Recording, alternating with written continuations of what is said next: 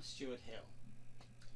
With this video I want to show just how far the judiciary will go in order to avoid answering questions that don't suit them, and also ask for your help to encourage the judges to work within the law. I've been investigating Shetland's constitutional position since 2002 and have become more and more convinced that there's been a widespread and concerted effort at the highest levels to hide Shetland's true position from its people. If you don't know, Shetland is the northernmost part of the British Isles. It's a group of about 100 islands, 7 of which are inhabited. Although part of the British Isles, whether it's part of Scotland or even the United Kingdom is open to question.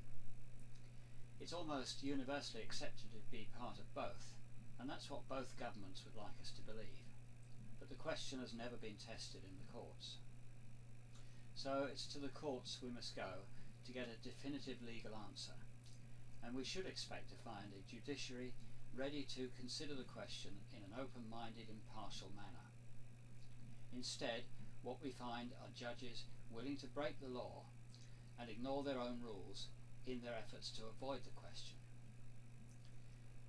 Now, it's fundamental to any Western justice system that if the jurisdiction, that is, the authority of the court to act, is challenged, the court must hear from the party bringing the case how it has jurisdiction. This is normal standard procedure and is usually dealt with in a short hearing before the main case. Once the judge or judges has heard the evidence, they can decide whether or not they have jurisdiction. It often boils down to whether the parties live within the area covered by the court, for instance. Omitting this simple step takes us perilously close to a police state where the judges are controlled not by the rule of law but by political masters. Strangely, this normal procedure is thrown out of the window when jurisdiction is challenged on the basis of whether Shetland is part of Scotland. Things suddenly start to get devious. I've found judges at every level in the Scottish system, and even the Supreme Court in London, willing to break the law, ignore their own rules, and proceed without any authority whatsoever when this question arises. They simply can't go there, and will do whatever is necessary to avoid having the question asked in open court. Early on the one occasion when a judge was brave, or was it foolish enough, to have a hearing to decide jurisdiction, which was the absolute correct path to follow when the court's jurisdiction is challenged, the Crown produced a magazine article as its sole evidence that Shetland is part of Scotland. With a completely straight face, that evidence was accepted and jurisdiction claimed. Not only that, but the decision was supported by 4 law lords in a 2-stage appeal process. That was back in 2011, and now there's a concerted effort by the whole judiciary to avoid this question at all cost.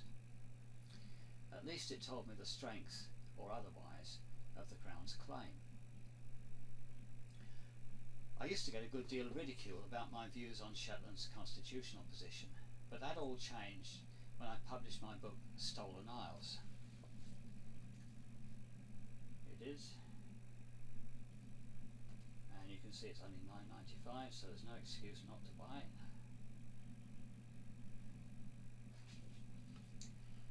The book considers Shetland's history from a legal perspective for the first time, and shows how and why at every important historical event Shetland had not and could not have become part of either Scotland or the UK. Since it's been published, nobody has countered its arguments. You can get it at stolenisles.com. It's not difficult to see why Shetland is so important to Scotland and the UK. It's a prosperous place with important resources. Its population of 23,000 subsidises the UK to the tune of £76 million a year, and that doesn't take into account the oil revenue from Shetland waters, which is over 25 billion. That's billion, not millions. money that Shetland never sees, and that's even after the recent 50% price drop. Of course, none of this should concern the judges, whose only concern should be the legal issues, but it seems they would prefer to be guided by unfounded presumption and hearsay rather than solid facts. It's difficult to imagine the wrath heaped upon any one of them with the temerity to actually admit the possibility that Shetland might not be part of Scotland or the UK, and might actually belong to the people of Shetland itself. You may be tempted to feel some sympathy for them, but I know them as smilingly, politely ruthless. September the 7th sees what is probably my last chance to get the British justice system to redeem itself. The scene is an election court set up to try the alleged misdemeanours of MP Alastair Carmichael. I've notified the court that it lacks jurisdiction, and my papers have been lodged in the process. That means they're officially accepted by the court.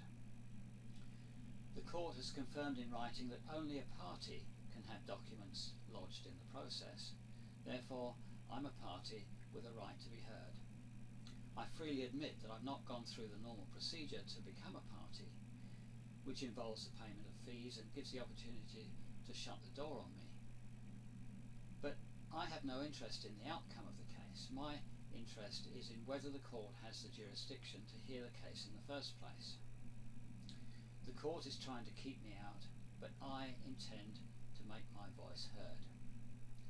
The judges know they can't proceed without jurisdiction, but as long as the question is not asked in open court, they can pretend they don't know. But pretense is all it would be, because the court has confirmed that at least one, Lady Patten, has received my notice of lack of jurisdiction, together with a notice of void proceedings for a previous hearing where my challenge was ignored. It would be reckless in the extreme for the other judge, Lord Easy, not also to have been informed, so I can safely assume that both are in possession of knowledge they can't unknow. Although my challenge is based on the fact that no court has been shown proof that Shetland is part of Scotland, that's not the key issue here. What is at stake is the wider question of whether the judges will follow proper procedure and their own rules, or will they simply be content to accept presumption and hearsay as the basis for their decision. If they take the latter course, they'll be acting outside their authority and taking a political stance. To preserve their integrity and to maintain public faith in the judiciary, they must be impartial and follow proper procedure. Mine will be a lone voice on September the 7th, but you can strengthen my hand by signing my petition. It asks the judges to act impartially and hear proof of their jurisdiction before proceeding with the case, as is their duty. It's not much to ask, is it? So please sign the petition below and pass it on. There's a short time to act, so please sign it now. Let the judges know you care about British justice. Thank you for your support.